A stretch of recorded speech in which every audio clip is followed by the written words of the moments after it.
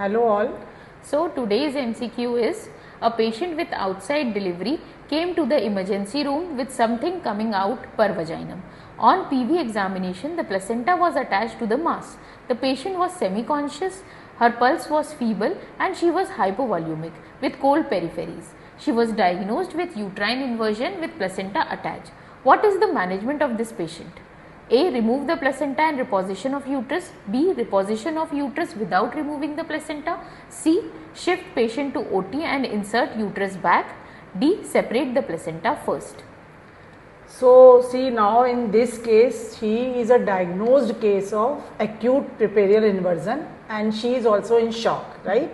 Diagnosis has already been given in your MCQ. See the options given.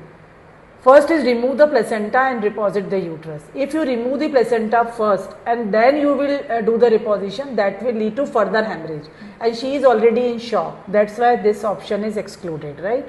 C is shift to OT and insert the uterus back. Yes, it is a distractor, but in case of inversion, the principle is resuscitation and simultaneously reposition of the uterus. That this is the best management for the acute uterine inversion. That's why first we will try without shifting her in OT, then and there only, and if not possible or if failed, then only we shift the patient to OT. That's why third option C is also excluded.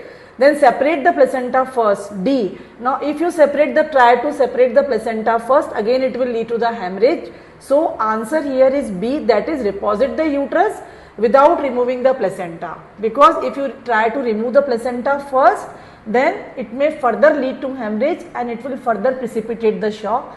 So basically start the resuscitation and immediately do the removal of the reposition of the uterus. So in cases of acute uterine inversion, you have to go for resuscitation plus reposition of uterus without separating the placenta there and then. Thank you. Thank you.